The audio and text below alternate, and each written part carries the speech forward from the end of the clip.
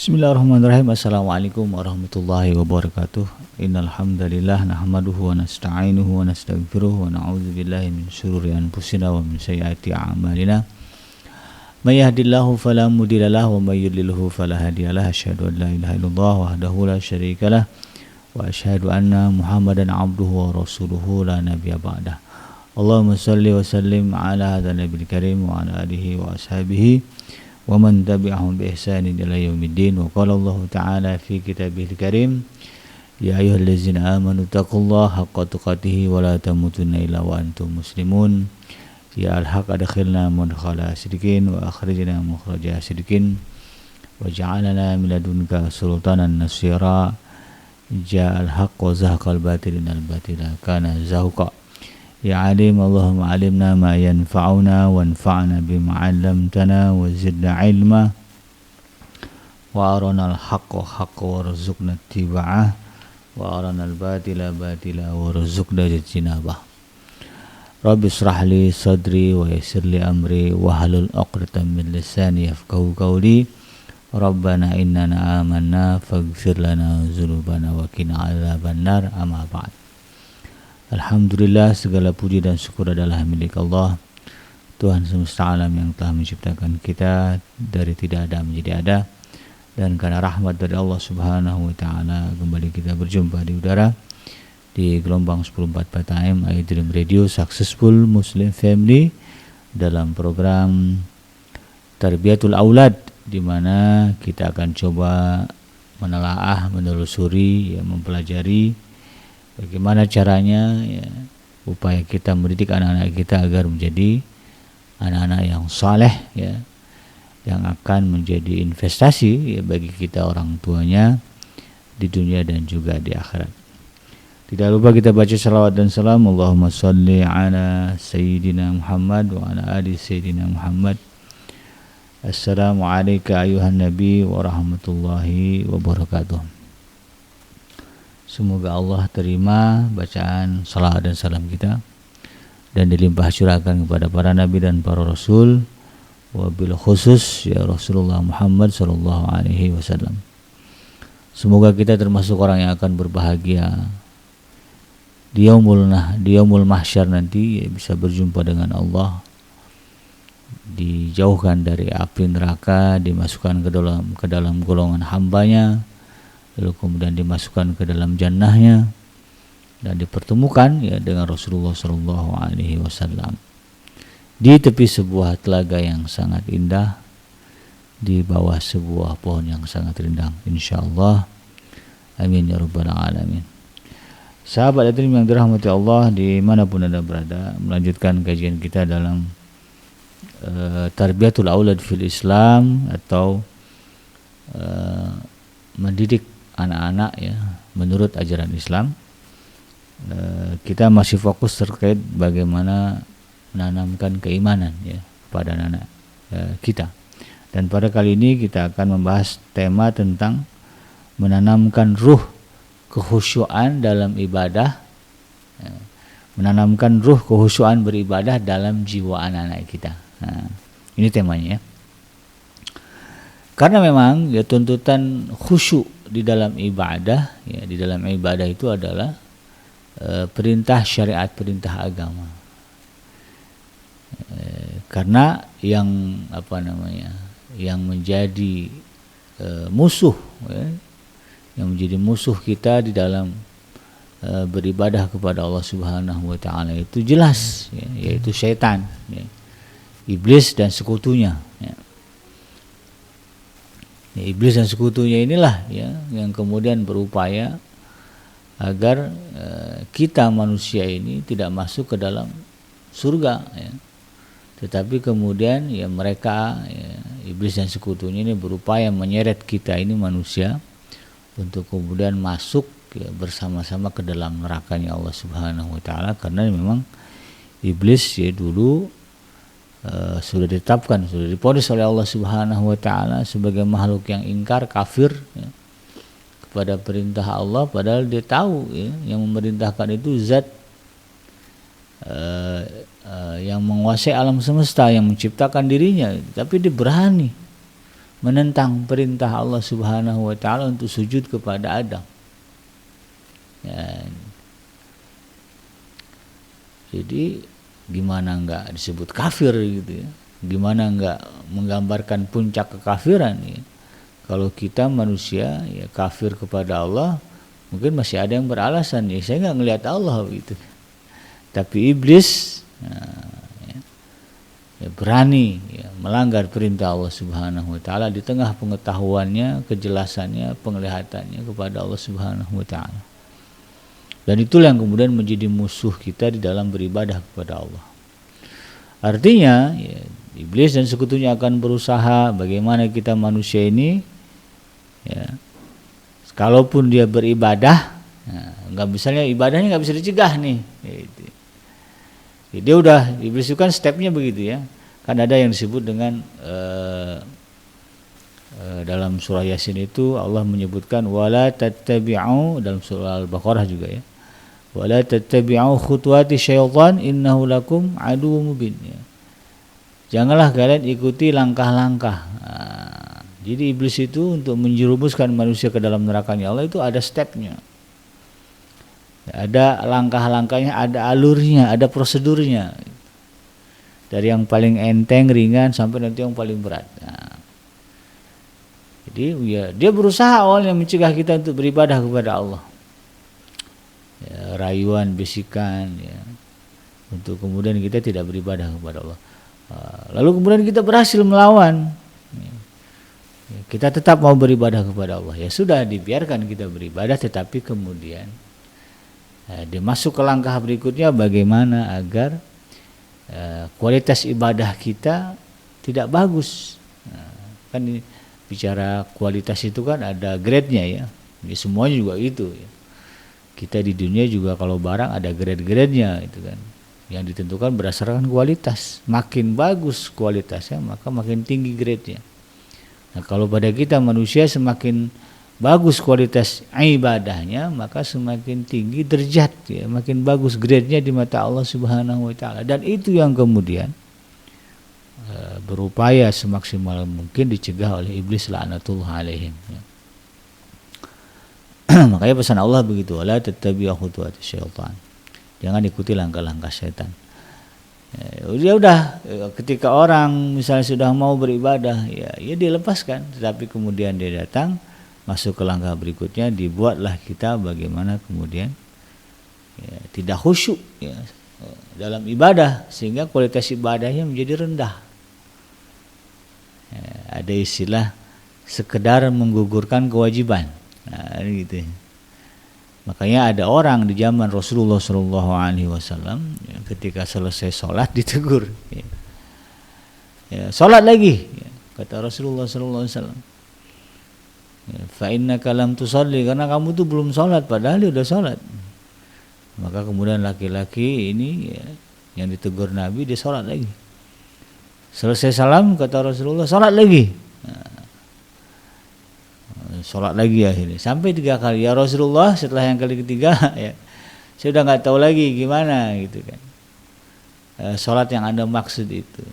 Rupanya yang ditegur Nabi itu dia meninggalkan tumakninahnya. Ya, jadi kayak ayam matuk beras ya, ayam gitu. Ya, itu kan disebut musiu salah ya, pencuri salat. Ya Rasulullah tegur. Ya karena kalau udah begitu kualitas ibadahnya, ya, tumakninah itu ditinggalkan, ya, bisa dipastikan ya, nilai kehusuannya rendah. Gitu. Maka Rasulullah kemudian menegur. Nah tentu ya sahabat yang dirahmati Allah, ini kita tidak ingin, ya jelas ya kita cegah hal tersebut terjadi kepada diri kita. Nah dalam konteks kita berkeluarga yang memiliki anak, ya, tentu kita juga berharap dan berupaya agar kualitas ibadah anak-anak kita ini baik. Ya, dan salah satu upaya yang harus kita tanamkan adalah bagaimana ya, anak-anak ini mengenal apa yang disebut dengan khusyuk di dalam ibadah. Nah, ya memang kalau berbicara khusyuk ini bukan perkara ringan, gitu. Karena yang kita hadapi adalah iblis. Ya, iblis ini hidup dari zaman Nabi Allah Adam alaihissalam sampai nanti kiamat. Ya. Kalau sampai pun hari ini, wah ini udah nggak kebayang pengalaman iblis mengganggu manusia, pengalaman iblis menjerumuskan manusia. Ya, pengalamannya banyak begitu ya. Banyak, bukan banyak lagi, banyak ya. Wakeh kalau kata orang Jawa ya. Itu bisa sampai itu harus kita sadari gitu ya. Ini bukan sesuatu yang mudah. Tetapi bukan juga sesuatu yang tidak bisa dicapai. Ya, itu semuanya bagaimana usaha dan upaya kita. Ini yang kemudian kita perjuangkan dalam kehidupan kita agar ibadah-ibadah yang kita lakukan, ya, apapun bentuknya, ya, itu bisa kita lakukan dengan kualitas khusyuan ya, yang baik di sisi Allah Subhanahu wa taala. Dan ini yang coba kita tanamkan kepada anak-anak kita. Nah, berbicara menanamkan ruh kekhusyuan di dalam beribadah kepada Allah Subhanahu wa taala kepada anak-anak kita ini sebetulnya kita berbicara bagaimana membuka penglihatan. Nah, ini kalau berbicara penglihatan bukan mata ya, tetapi batin, cakrawala, pandangan, visi mereka gitu ya, terhadap kekuasaan Allah Subhanahu wa taala yang penuh keajaiban. Ya. Jadi yang memang ya, kalau berbicara apa sebetulnya mencegah kekhusyuan kita di dalam beribadah, karena itu tadi cakrawala kita, pandangan kita, visi kita terhadap kekuasaan, keajaiban Allah Subhanahu wa taala tidak terbuka, masih tertutup. Kita masih belum melihat ya, dengan mata hati kita ya, apalagi dengan mata kepala kita ya. Siapa sesungguhnya Allah Subhanahu wa taala, zat yang kita sembah ini. Dalam artian bukan wujudnya, tetapi sifatnya, kekuasaannya, kemudian akhlak Allah Subhanahu wa taala, kan ada yang disebut dengan akhlak Allah ya. Bagaimana sayangnya Allah, sabarnya Allah ya, menghadapi kita manusia yang luar biasa ini ya. Kalau berbicara kekafiran orang kan, aduh geleng-geleng. Kalau kita baca sejarah Fir'aun ya, bagaimana sudah banyak mujizat yang Allah tunjukkan, perlihatkan, masih juga kafir, kan luar biasa itu. Tetapi Allah Subhanahu wa taala Maha sabar. Bukti kesabaran Allah ya, Firaun itu tidak hanya sekali dikasih tahu, tetapi berkali-kali ya, berderet mujizat yang Allah berikan. Sampailah ke satu masa keputusan bahwa memang hatinya sudah terkunci mati ya, dia lebih memilih kekafiran daripada ketaatan. Nah, ini yang kemudian kita harus pahami. Nah, jadi ketika hati kita ya, sudah mampu ya, melihat ya, mata hati kita sudah mampu melihat keajaiban dan kekuasaan Allah Subhanahu wa taala, keagungan dan kebesaran Allah Subhanahu wa taala, maka insya Allah ya, itu akan menggiring hati kita untuk tunduk khusyuk ya, ya ketika beribadah kepada Allah Subhanahu wa taala. Ya ketika ya samalah ya, kalau berbicara analogi gitu. Ketika kita menyadari siapa sesungguhnya orang yang kita sedang ajak bicara di depan kita, dan kita mengetahui keagungan, kemuliaan, ketinggian, derajat, pangkatnya begitu, maka kita akan memusatkan konsentrasi kita ya, dalam bahasa agamanya khusyuk ya, ketika kita berbicara dengan dia. Tahu kita yang di depan kita ini presiden, orangnya baik ya, murah hati gitu, kekayaannya tak terbatas gitu. Kita lagi perlu duit gitu, kita lagi perlu bantuan, kita lagi perlu support. Nah, maka ya, ketika kita tahu ya, dalam bahasa lainnya kita melihat siapa sesungguhnya orang yang ada di depan kita, maka insya Allah ya, bom meledak juga kita nggak ngeh itu. Orang ini ngomong sama presiden ya, apalagi kan ada istilah orang itu ya, saking enaknya makan mertua lewat sampai nggak sadar gitu. Yang khusyuk makannya gitu kan. Nah, maka pada dasarnya itu tadi, walaupun khusyuk itu bukan sesuatu yang mudah untuk dicapai, tetapi bukan pula sesuatu yang tidak bisa dicapai. Ya. Dalam praktek kehidupan kita ada masa di mana kita ya, berada pada fase khusyuk melakukan sesuatu. Nah, ya. Ada ya, bisalah ya kita sadari apa kegiatan sehari-hari kita yang kita kemudian melakukannya dengan konsentrasi penuh, dengan khusyuk itu tadi. Maka ini bisa kita ajarkan kepada anak kita. Salah satu itu ya yang menjadi basic atau asas kunci melatih kekhusyuan anak adalah bagaimana anak-anak kita ini menyadari siapa sesungguhnya Allah Subhanahu wa taala, zat yang kita sembah dari berbagai sudut pandang ya. Dari sifatnya Allah Subhanahu wa taala, dari kebaikan Allah Subhanahu wa taala ya. Dari kekuasaan Allah Subhanahu wa taala sebagaimana yang sudah kita bahas pada episode sebelumnya dalam bab Tarbiyatul Aulad ini ya. Bahwa Allah menciptakan segala sesuatu di alam dunia dengan teliti, dengan warna yang penuh ragam. Demi kebaikan manusia Allah tundukkan ya bagi kita manusia binatang-binatang. Kalau kita lihat ya di kampung ini, perhatikan deh di kampung-kampung ya, yang masih ada sawah, masih ada kerbau ya. Dulu terakhir saya di Sumatera Barat di Padang Panjang, Mondok. Itu lazim saya lihat di dekat pesantren itu ya, kerbau itu ya, lagi membajak, lagi digembalain itu. Kalau saya perhatikan itu ya kerbau yang begitu besar ya, bisa tunduk ikut ketika ditarik sama anak kecil gitu. Yang sudah disunat ya, yang hidungnya sudah dicucuk gitu. Ya sekalipun katakanlah itu karena hidungnya udah ditusuk. Ya kalau berbicara fisik begitu kan gede banget itu kerbau. Ya, bisa saja dia melawan. Kenapa dia tidak melawan? Kenapa dia tidak melawan? Kenapa dijinak? Karena memang Allah Subhanahu wa taala sudah menegaskan dalam Al-Qur'an bahwa Allah tundukkan binatang-binatang itu untuk kita. Ya, sehingga mereka melihat kita itu lari, takut. Melihat kepada kita tunduk jinak. Nah, ini yang kemudian kita coba buka ya. Pemahaman ini, kesadaran ini kepada anak kita. Nah, karena memang pada dasarnya tiap jiwa ini ya, memiliki perasaan ya, dan juga bisa merasakan ya, konsep yang saya sebutkan tadi, bagaimana khusyuk itu seperti apa. Pada dasarnya setiap jiwa memiliki potensi, memiliki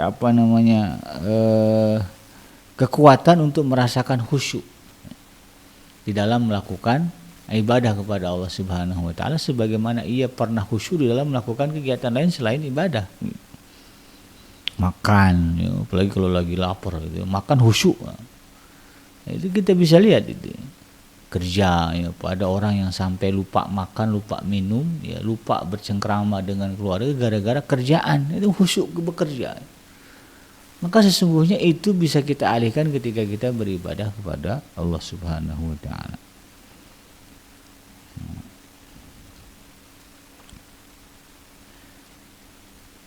Nah, ketika anak-anak ini ya, sudah mampu ya, pada akhirnya nanti ketika mereka dewasa kemudian mereka bisa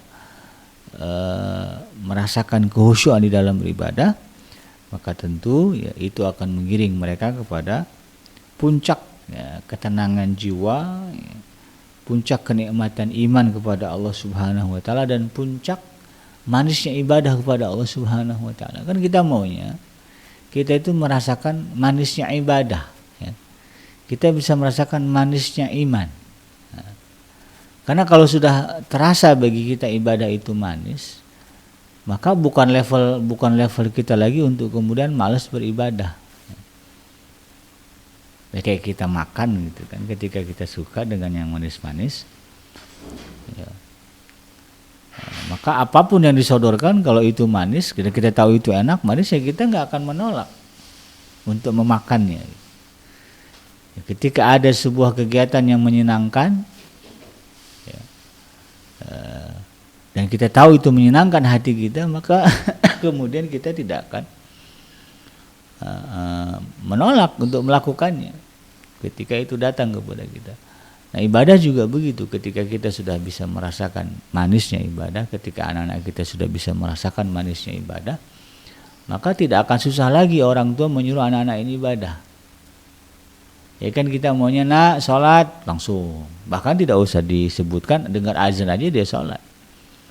Nah, sebaik-baik sikap itu adalah landasannya, dasarnya adalah dia sedikit banyaknya sudah merasakan manisnya ibadah. Nah, ya kan, enak nikmat itu kan ada level-levelnya, ada grade-nya gitu ya. Jadi ketika dia sudah merasakan manisnya ibadah diri, maka tidak susah bagi orang tua untuk kemudian menyuruh, ya, mengingatkan anak untuk beribadah kepada Allah Subhanahu wa taala. Kan ini yang kita inginkan dari anak-anak kita. Nah, di antara sarana-sarana yang disebutkan di sini oleh Dr.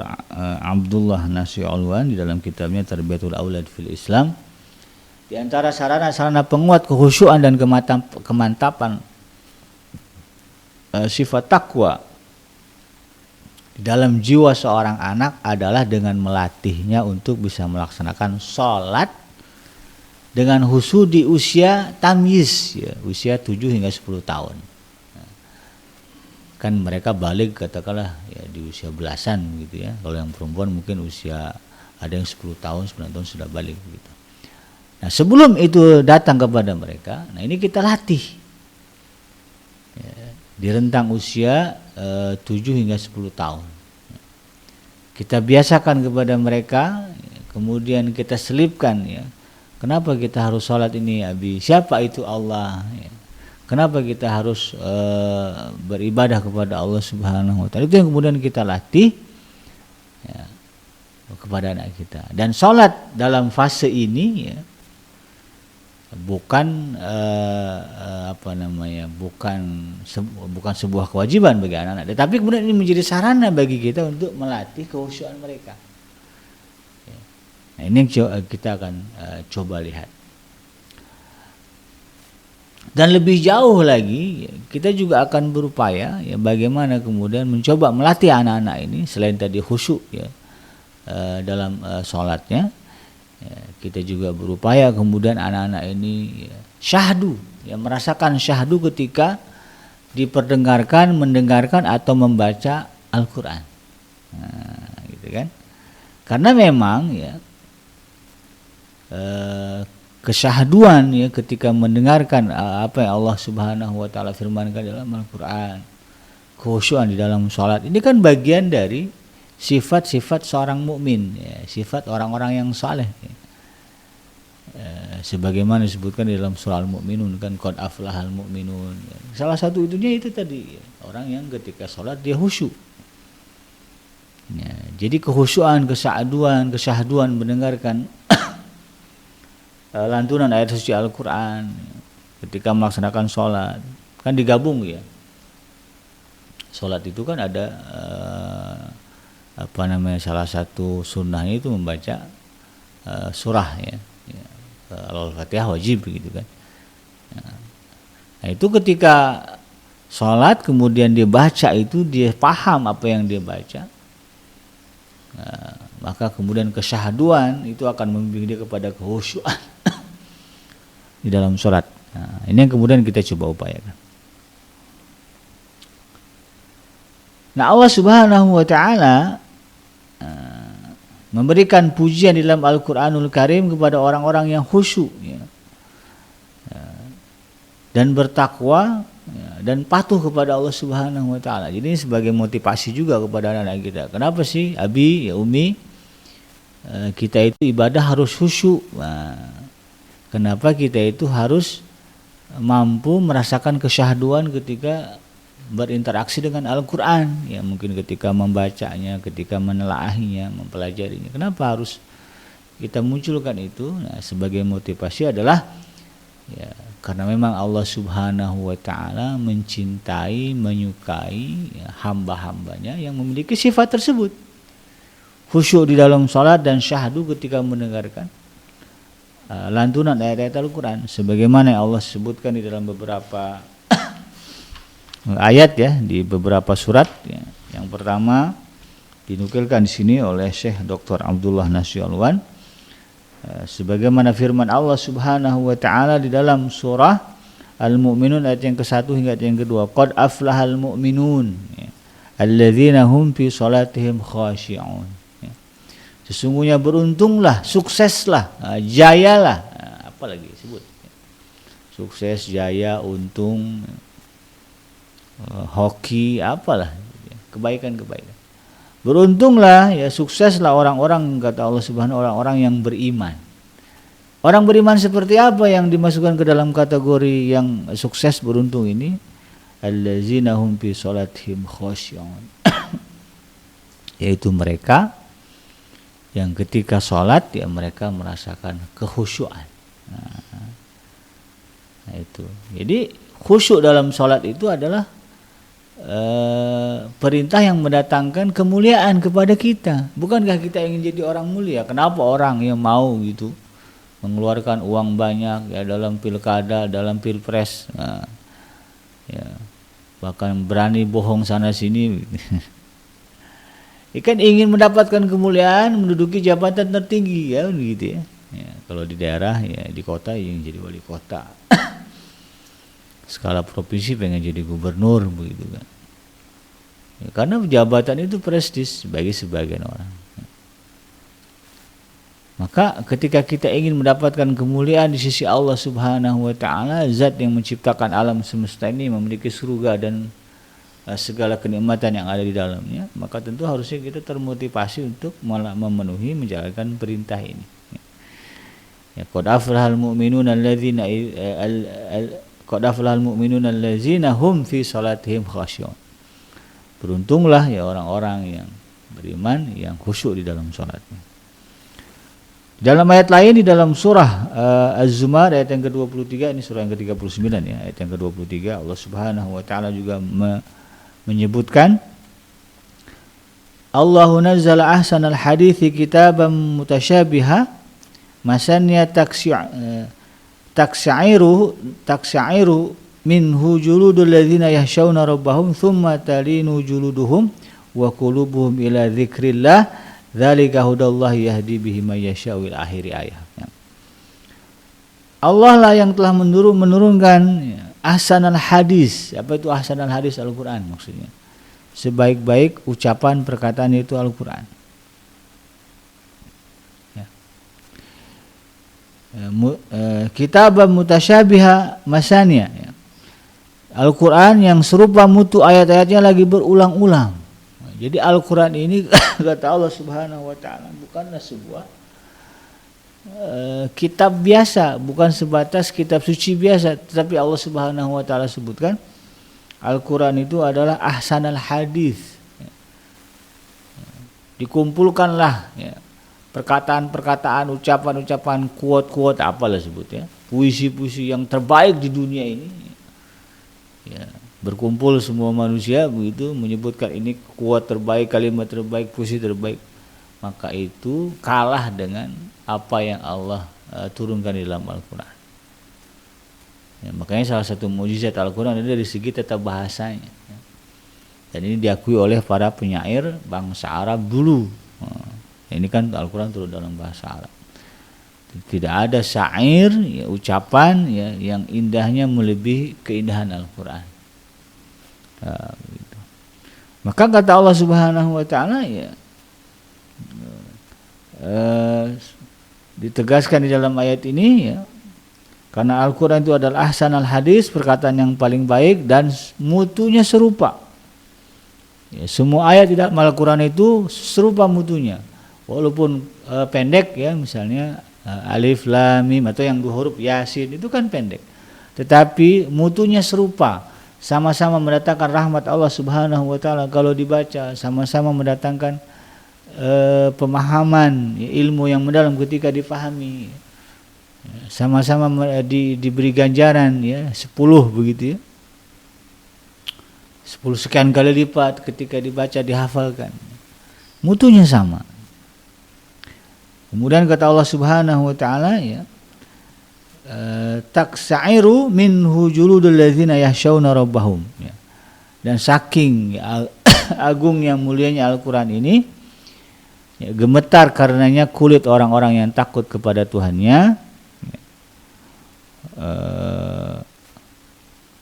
Ila zikrillah ya. Summa talinu juluduhum wa qulubuhum ila zikrillah.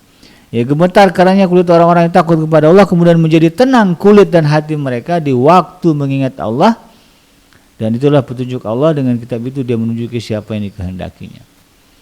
Nah, ini levelnya itu tadi ya. Ini bicara level khusyuk, syahdu ketika kita berinteraksi dengan Al-Quran.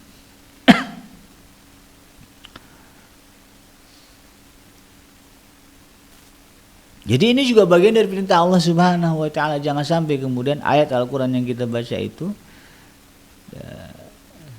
ya, jangan sampai membaca komik sama rasanya seperti membaca Al-Qur'an. Jangan sampai membaca Al-Qur'an sama rasanya seperti membaca koran, sama rasanya seperti membaca majalah. Kalau koran bisa membuat kita menangis ketika dibaca, atau majalah bisa membuat kita berderai air mata ketika kita baca, maka seharusnya Al-Quran bisa lebih dari itu. Dan banyak di dalam sejarah, ya, bahkan dalam konteks dunia modern hari ini juga ada orang-orang ya, saking cintanya, saking syahdunya, ya, saking fahamnya ya, dengan apa yang dilantunkan di dalam Al-Quran, menangis sih tidak sedikit, tidak jarang kita kalau yang mungkin sering umrah ya, kemudian bermakmum kepada imam-imam ya, di Masjidil Haram ya, di Masjid Nabawi bahkan di masjid manapun lah ya, ada imam-imam ya, atau jamaah-jamaah ketika Al-Quran dilantunkan ada ayat yang kemudian membuat mereka menangis terseduh ya, bagaimana itu kemudian bisa terwujud ya, karena kesyahduan ya. Bagaimana kesyahduan itu ada karena pemahaman yang baik ya, dari apa yang mereka baca. Dan orang-orang yang seperti ini ya, kata Allah Subhanahu wa taala disebut sebagai alladzina yakhshawna rabbahum. Mereka lah orang-orang yang takut kepada Allah, orang-orang yang bertakwa kepada Allah Subhanahu wa taala. Jadi salah satu indikator adanya rasa takut kita kepada Allah Subhanahu wa taala sebagai indikator adanya ketakwaan kita kepada Allah Subhanahu wa taala itu tadi. Adanya kesyahduan di dalam diri kita ketika membaca Al-Qur'an. Ini yang kemudian kita upayakan, kita tanamkan kepada anak-anak kita. Kemudian dalam surah Al-Hajj ayat yang ke-34 hingga ayat yang ke-35 ya, surah yang ke-22 ini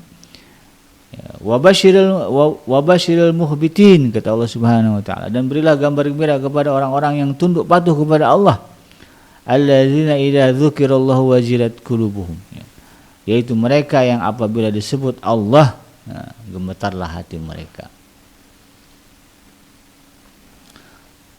Jadi orang-orang yang hatinya bergetar syahdu gitu ya, ada rasa, ada gerengnya gitu, ada rasa kemudian ya, kalau kata orang Sunda apa istilahnya ya, pokoknya ada rasa ke dalam hati ketika Allah itu disebut ya.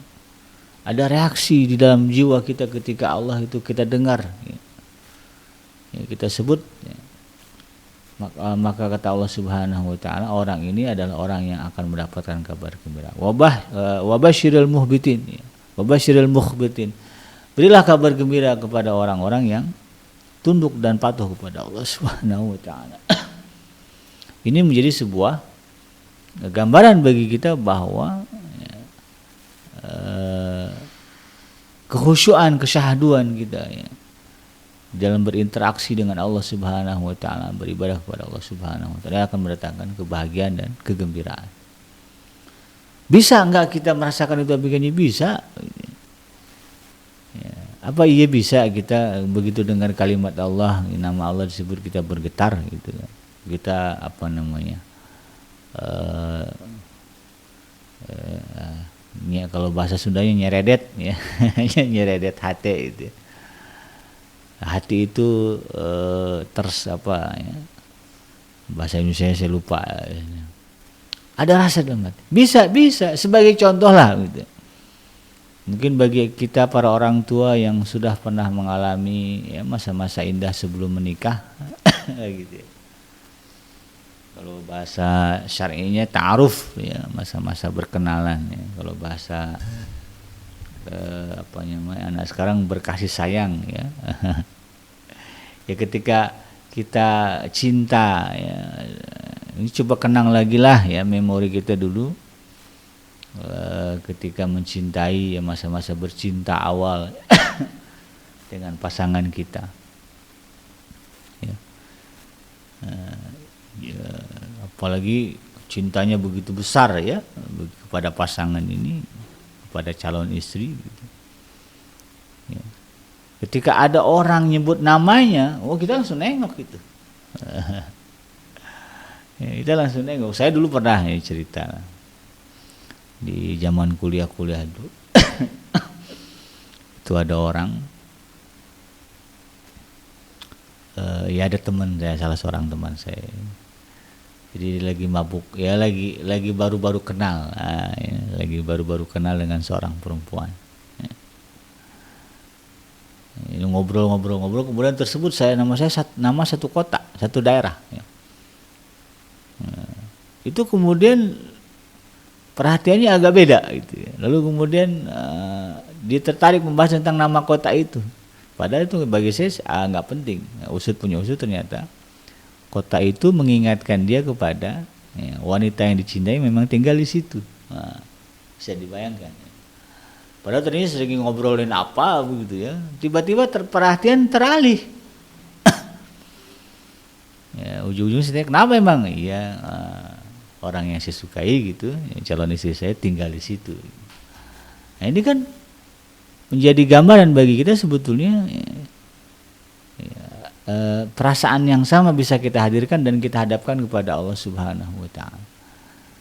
Ya, ketika kita sudah mencintai Allah Subhanahu wa taala sedemikian besar, sedemikian rupa, maka jangan heran ketika Allah ada kalimat, ada suara yang menyebut nama yang kita cintai itu Allah Subhanahu wa taala. Pasti akan ada getaran di dalam hati kita. Ya wazilat qulubuhum. Ya. Hatinya bergetar. Di dalam surah Maryam, surah yang ke-19 ayat yang ke-28, Allah Subhanahu wa taala juga berfirman, "Idza tutla 'alaihim ayatur rahman kharru sujada wa bakiya." Ini bagian dari ayat sajadah ya. Apabila dibacakan ayat-ayat Allah yang Maha Pemurah kepada mereka, pada orang yang di hatinya ada kekhusyuan ya. Di hatinya ada rasa cinta kepada Allah Subhanahu wa taala. Ketika dibacakan ayat-ayat suci Al-Qur'an, ketika dibacakan kepada mereka ayat-ayat Tuhan mereka yang Maha Pemurah, kharru sujada wa bukiya, mereka dengan spontan ya, langsung sujud ya, dan menangis. Jadi levelnya udah sampai begitu ya. Dia dengar Al-Qur'an ya, dibacakan, tentu ya dia faham ya apa yang dia baca. Tapi ada juga orang yang nggak ngerti apa yang dibaca, tetapi memang sudah frekuensinya sudah sampai ke sana, sama reaksinya, sujud ya, lalu kemudian menangis karena hatinya bergetar tadi. Ada sesuatu yang menyentuh, memukul hati.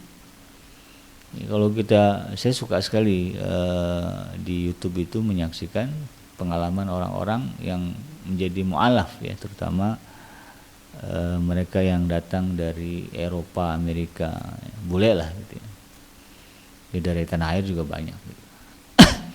Bagaimana pengalaman mereka menjadi seorang muslim, tidak sedikit yang mengatakan ya, mereka kemudian menangis, bergetar hatinya menangis ya, ketika untuk pertama kalinya membaca dan memahami ayat-ayat Al-Quran. Kayak menemukan sesuatu yang hilang gitu kan, yang mereka cari-cari. Ya tentu ya kita kalau nggak ketemu anak yang ada, kita punya anak hilang lalu kemudian kita cari-cari sekian tahun nggak ketemu, begitu ketemu nggak mungkin lah ya nggak kemudian menangis ya, menangis bombay pasti. Ketika kita berada pada frekuensi itu ya terhadap Allah Subhanahu wa taala, kita mencintai Allah sedemikian rupa, maka apapun yang datang dari Allah Subhanahu wa taala ya, akan membuat kita bergetar hati ya, bahkan sampai meneteskan air mata. Di dalam surah Al-Hadid ya, surah yang ke-57 ayat yang ke-16, Allah Subhanahu wa taala berfirman, "Alam ya'ni lil ladzina amanu an tahsha'a qulubuhum li dzikrillah wa ma nazala minal haqq." Ila akhiril ayat. Belumkah datang waktunya bagi orang-orang yang beriman untuk tunduk hati mereka mengingat Allah Subhanahu wa taala dan kepada kebenaran yang telah turun kepada mereka. Jadi sampai-sampai Allah Subhanahu wa taala menanti kapan ya orang-orang yang mengaku beriman kepada Allah Subhanahu wa taala itu ya hati mereka tunduk, ya. Tunduk kepada, ya tunduk itu dalam artian merasakan kesyahduan gitu ya. Ketika mereka mengingat menyebut Allah Subhanahu wa taala dan ketika mereka berinteraksi dengan Al-Qur'an. Jangan sampai kemudian sama aja bagi kita ya.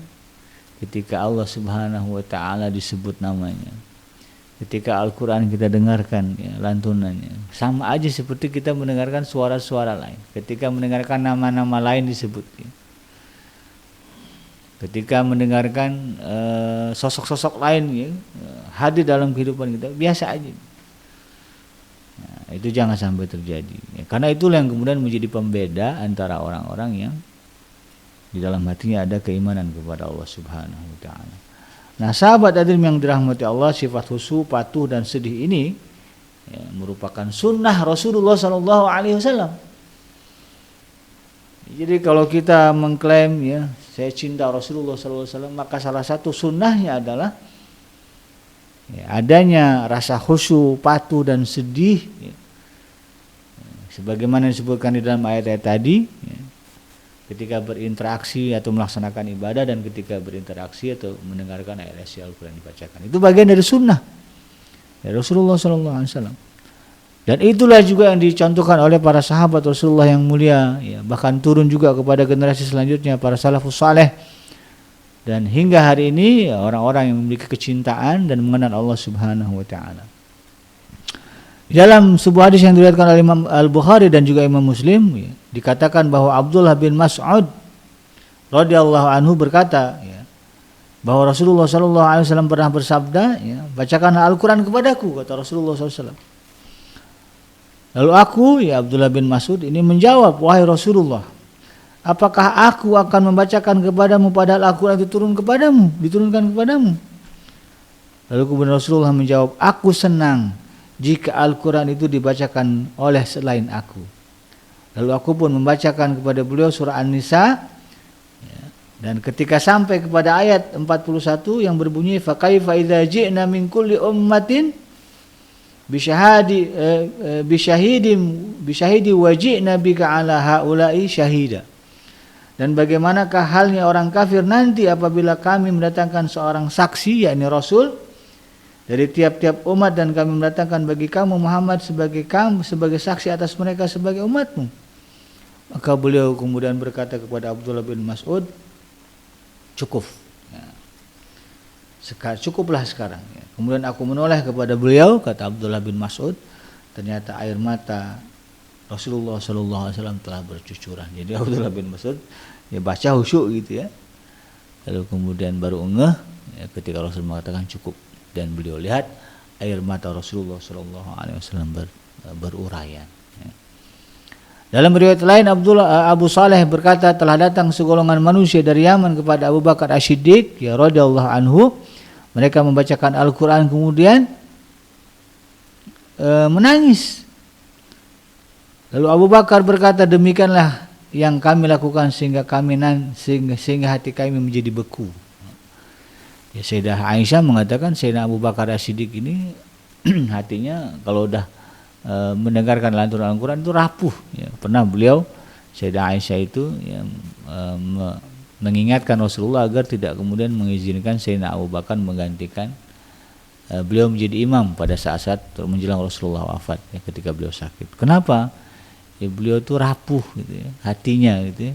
Kalau udah baca Quran selalu nangis. Ini dicontohkan oleh Sayyidina Abu Bakar As-Siddiq.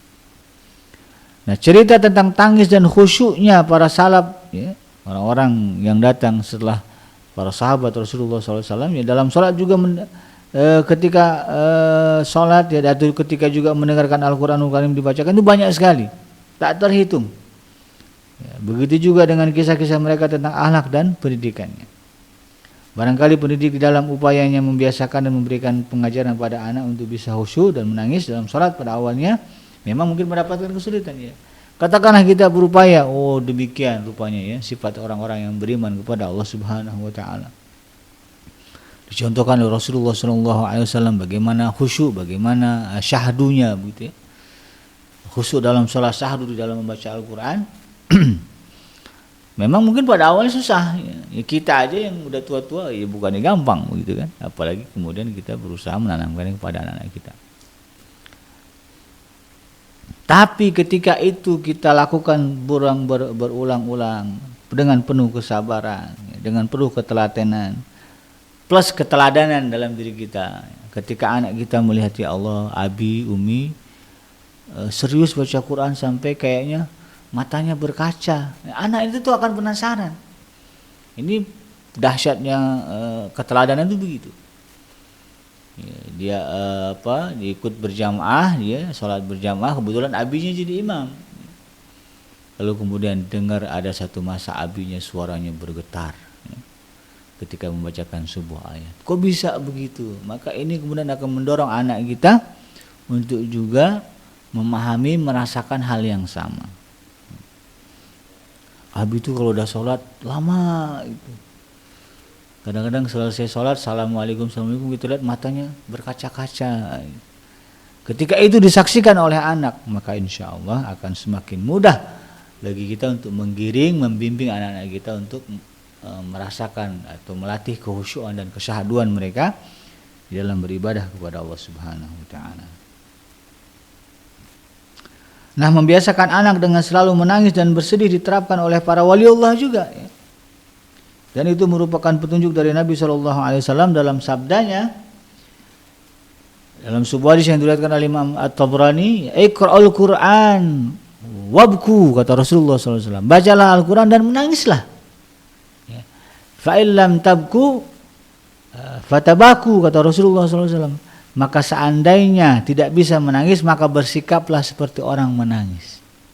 Jadi sampai-sampai kata Rasulullah, ya, kalaupun memang nggak bisa nangis gitu ya, karena ya kan ada orang yang mau nangis itu susah gitu ya. Tapi dia tahu, dia sadar, dia punya rasa sedih, tapi untuk mengeluarkan air mata itu bukan yang mudah. Ada orang model begitu. Maka kata Rasulullah SAW, fa illam tabku, kalau kamu nggak bisa meneteskan air mata, fatabaku, maka bersikaplah seolah-olah kalian sedang menangis, sedih. Nah, untuk menghadirkan rasa itu, dan ini kemudian menjadi sunnah dan contoh yang baik, teladan yang baik ya, bagi anak-anak kita yang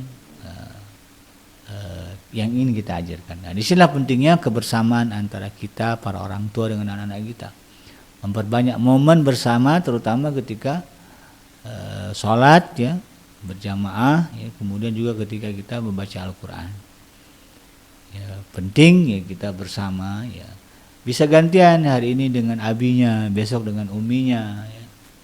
Besok dengan kakaknya ya, dengan adiknya, atau sekali-kali berkumpul bersama ya, mungkin di bulan Ramadan ya, membaca Al-Quran secara bersama dan kemudian membahas maknanya agar kemudian kesadaran itu muncul. Ya, karena kan salah satu pemicu kesedihan dan, itu adalah kesadaran tentang apa yang kita dengarkan, pemahaman itu tentang informasi. Jadi kalau kita nggak paham gitu kan, ya kita nggak bisa jadi nggak kemudian bersedih, menangis, khusyuk dan sebagainya. Tetapi salah satu keajaiban Al-Quran begitu. Ada orang-orang walaupun tidak paham ya, apa yang dimaksud dalam ayat Al-Quran, tapi ketika dilantunkan dengan suara yang indah, maka kemudian itu menggetarkan hati dan juga membuat orang menangis. Demikian sahabat Etrim yang dirahmati Allah, ya, mudah-mudahan bermanfaat dan ini memotivasi kita semuanya untuk berubah ke arah yang lebih baik, terutama dalam pola pendidikan ya, kepada anak-anak kita, sehingga yang tadinya kita sedikit ya, memiliki waktu kebersamaan dengan anak-anak kita, ya, semoga kemudian ini berubah ya. Akan ada banyak waktu yang kita luangkan bersama dengan anak-anak kita di dalam konteks melatih kehusyuan dan juga kesahduan mereka ketika beribadah kepada Allah Subhanahu wa taala. Kalaupun kita tidak bisa dengan bahasanya mengajarkan, yang paling tidak bahasanya ayo bersama-sama. Mungkin ada orang tua itu, saya itu bukannya orang baik juga gitu. Ya, paling tidak dalam hal ini kita bersama berjalan dengan anak kita menuju Allah Subhanahu wa taala. Subhanaka Allahumma rabbana wa bihamdika asyhadu an la ilaha illa anta Astaghfiruka wa atubu ilaik. Walhamdulillahirabbil alamin. Assalamualaikum warahmatullahi wabarakatuh.